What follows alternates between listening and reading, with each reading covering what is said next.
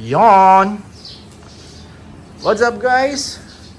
And welcome back for another video. Okay, maumay ah.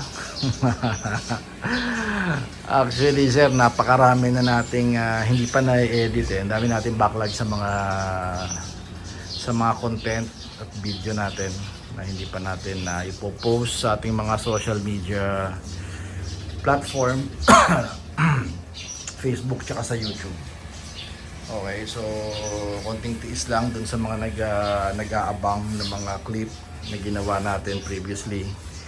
Isa-isa lang po, medyo naghihingalo na kalaban.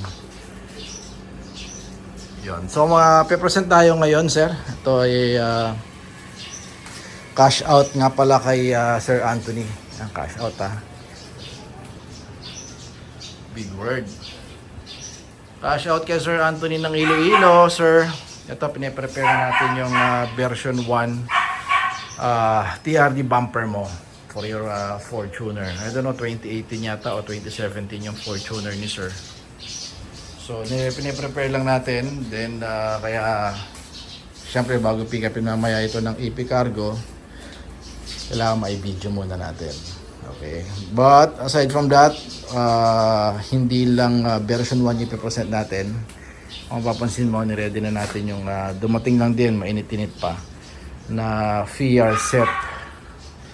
This is for version 1 din na kit. Ito yung kinakabit dito sa bandang ilalim.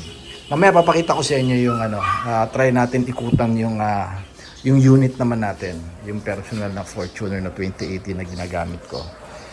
Exactly, ito yung ginawa ko or ito yung mga pyesa na kinabit ko doon sa auto. Okay. So this is, unahan ko na kayo, this is the SAR Plus. Hindi ito brand new. Alright? Dahil ang brand new nito, nasa mga 55 yata. Nagtaas na sila eh. So iba na presyo ngayon eh. Ito, binibenta natin ito ng 30,000, harap likod. This is a VR brand, premium brand ito sa Thailand na gumagawa talaga ng mga body kit. It's a Thailand company na ang forte talaga nila is gumawa ng mga body kit ng Everest, Montero, Hilux, and Fortuner as well. So yan. So, napakahirap na kumuha ng second hand ito. I don't know kung bakit. Siguro wala na nagpapalit or wala nang merong second hand. No? Naibenta na siguro lahat sa market. So, karamihan ng mga makukuha mo sa Thailand nito is puro mga, siguro meron mangilan-ngilan. Kung gusto mo talaga at nagmamadali ka, pwede tayong bumili ng brand new, which is nasa 50,000 plus. Ito, binibenta natin ng 30,000. SAR Plus, pero sariwa naman. Pintura lang ang katapat niyan. Kaya kung papansin mo bakit may pintura.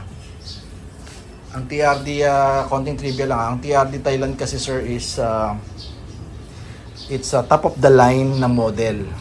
Okay, since top of the line ng TRD na ganitong bumper, to talaga yung bumper talaga nila doon eh. Since top of the line yun, ang kulay lang nila is pearl white. Kaya kung mapapansin mo, mga nagpapakabit nito, mga TRD variant ng Fortuner sa Thailand, which is 2015 hanggang 2020. Thailand yun Okay, so kaya ang kulay nito, pearl white. And of course, kaya kulay din ito, pearl white. Kasi nga TRD. Gets nyo? Kasi dito sa atin, di ba, yung mga GRS, tulad yung GR, di ba, karamihan na. Although may gray na rito, pero way back 2015 kasi, yung mga top of the line model, puro pearl white. Lahat yan, original pang pintura, pero siyempre hindi natin ikakabit sa auto. Hindi nyo ikakabit sa auto yan nang hindi nyo pina-repaint. Kailangan natin papinturahan yan. Siyempre may mga gas-gas na yan. Yan, may mga gas-gas na yan. So, kailangan mapinturahan ulit para mag-match din sa kulay ng pintura nyo, ng sasakyan nyo. Also sa VR din, ganun din, yung mga bracket niya, kompleto pa naman. Wala namang nasirang bracket, since second hand siya. Ganun din yung pangharap. Ito naman ang mga bracket niya. Yan. Balikan ko guys ikutan natin yung auto, then i-wrap na natin to kasi anytime soon ang AP Cargo nasa labas na. Sila MJ Shaoli pipick up papuntang Iloilo. Pingales, babalik po ako. So bago ko pala makalimutan, bago tayo pumunta rin sa auto natin, pakita ko muna sa inyo kung ano itsura niya pag kinabit. Okay, so yan, ganyan po siya. Pinatong ko lang naman. Yan. Pinatong ko lang naman para may idea lang kayo na itsura niya. And well, of course, for my personal preference, since meron ako nito, mas okay sana kung kakabitan natin ng body kit, yung version 1. Okay, so magmumukhang mas malaki, although syempre ang size naman ng sukat ng TRD bumper is mas malapad at mas mahaba kumpara dun sa mga stock Fortuner natin dito. Lalo magiging bulky siya pag nilagyan mo nito. And also, medyo low profile ang datingan yung kit na yan. Okay, so ganun din sa likod. Ayan ang itsura niya. Ganyan-ganyan din ang gamitin yung pintura. Or yung naka-pearl white. I'm not sure kung naka-pearl white si sir. Pero mas guwapo talaga pag sa pearl white. Ayan ang itsura niya. Anyway, makikita nyo rin pala ito mamaya kasi yung auto natin ganito yung setup na ginawa natin para sa bumper.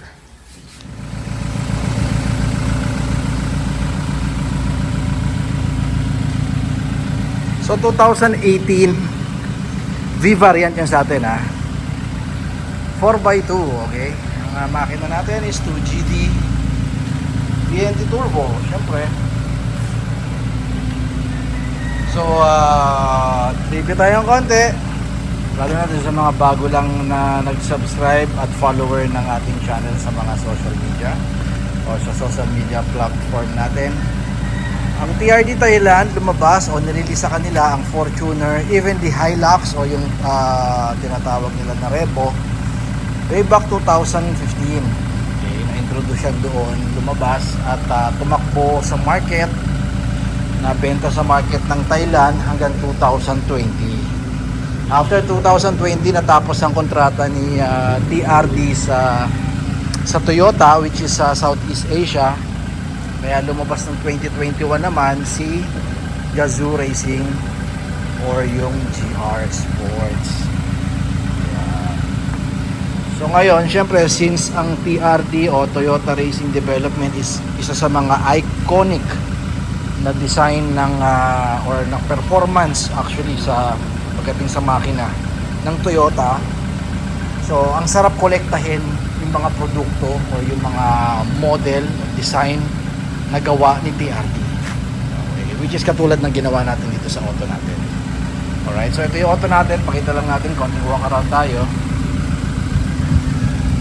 And isa pa, ang TRD bumper Fortuner Thailand, which is itong pinapresent ko sa inyo, mas mahaba siya.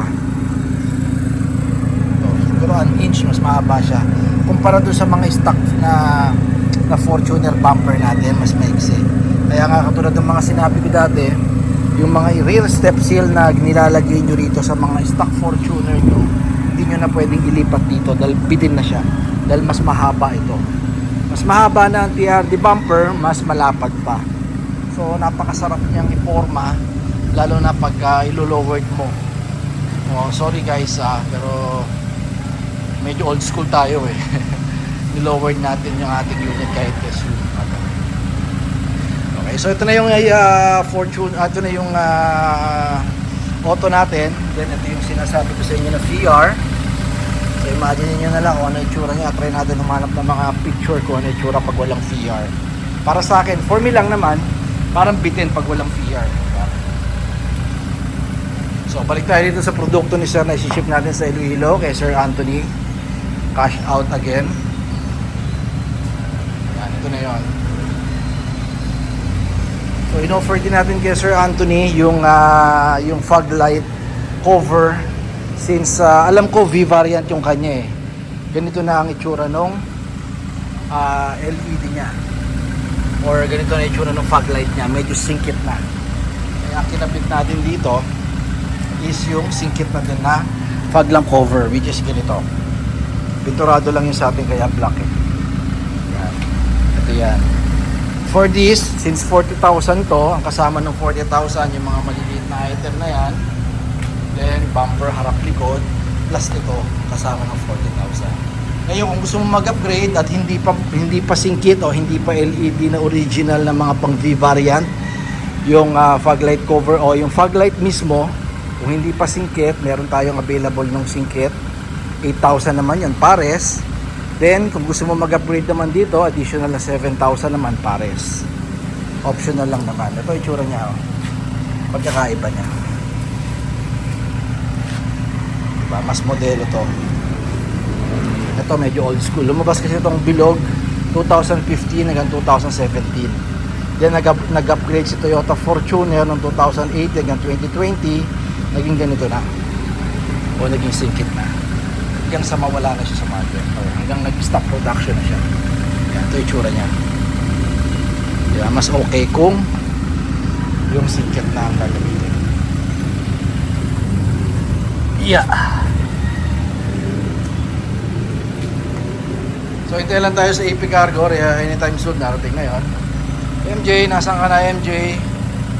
Si MJ kasi yung suki natin.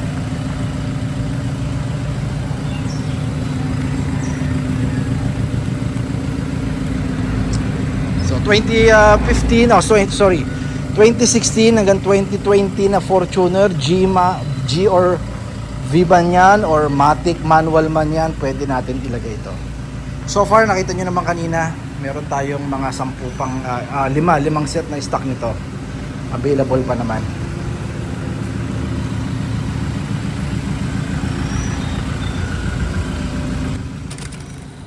So pinak na namin. By the way, si MJ uli ang ating suki. Ayan. So sinusukat muna yung diameter, yung width, length ng bawat angulo ng bumper. Yan, i-pack na natin front and rear ng ating version 1 TRD.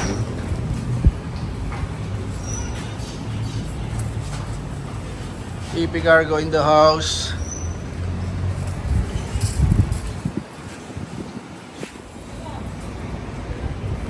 Yan, so naipasok na natin sa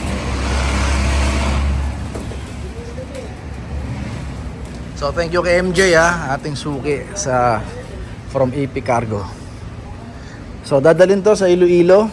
I'm not sure kung pipick upin ni sir sa Iloilo AP Cargo office or di-deliver ng house to. Door to door ba yan, Tony? Door to door, no? May complete address niya no? Oo, kompleto. So door to door yan So thank you kay Sir Anthony ng Iloilo. Sana hindi ako nagkamali sa pangalan ni sir Tama ba? Ano may pangalan niya dyan? Pangalan ni sir. Kay Annalisa. Sorry. Annalisa nakapangalan. Pero ang kausap kasi natin si Sir Anthony ng Iloilo.